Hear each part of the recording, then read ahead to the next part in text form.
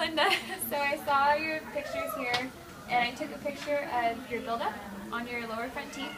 So that happens when plaque stays there over a period of time. It hardens into something called tartar calculus, and that's what I have to go in and remove with my tools. It's something that can't be removed with a toothbrush.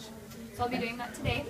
And then also I took a picture of your tooth right here because you have plaque that likes to accumulate right in the middle of the teeth there, and that's really hard to get with a toothbrush because you do have a bigger gap right here. So I got an interdental or a Okay, I use those all the time. Do you use these? Yeah. Great. Yeah, these are perfect for those spaces where you have the big gaps.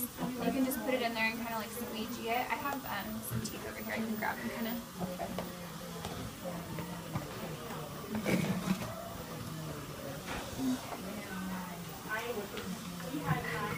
So he has really tight contacts. It's a little bit different than He does. But if you were to use it in your mouth, you would just put it right in between there. And you can kind of angle the brush to fit better if you're trying to get in back teeth.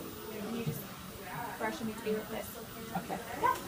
And then I'll also show you a flossing technique that I really like. You already do really great at flossing because you have such little bleeding. But when you're flossing, it's important to make sure that you're going all the way to the bottom of the pocket. And when you do that, you want to make sure you're doing a C shape around the tooth. Okay. So I usually wrap around, and I know you floss a lot, but when you go down, you're making a C shape around each side.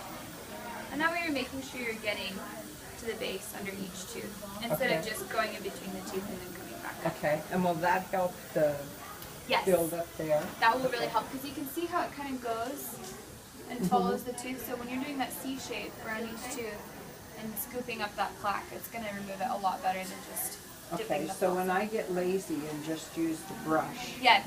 the peridental brush or whatever it's called, Yes. that's not doing the same as this is. Not quite.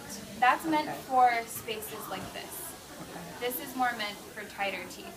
And then another thing that can help too is when you're brushing, you use an electric toothbrush, don't you? Yes. Okay, so when you're brushing, you want to take the bristles and angle them 45 degrees into the gums. Okay. Instead of just going straight on. Because what that's doing is it's pushing the bristles a little bit under the gum line, so you're getting right there, which you would normally not get if you're just going straight on. And when you're using an electric toothbrush, you go 1 to 2 seconds on each surface. You're not doing a brushing motion like this. You're just holding 1 to 2, 1 to 2, 1 to 2 on each tooth. Okay. Yeah. Do you have any questions? No. Okay. Just brushing wrong and flossing wrong. That's okay. It's so funny, you know, we forget to remind patients and they just, it's easy to not I know. didn't realize with the electric toothbrush, well, I knew the 45-degree angle, but I didn't realize the just one and moving. Yeah, because it's actually doing the work for you. Yes. So you don't have to be scrubbing, because it's already scrubbing. You just have to make sure you're holding it on each surface for 1 to 2 seconds, and it'll do it all for you. Okay. Yeah.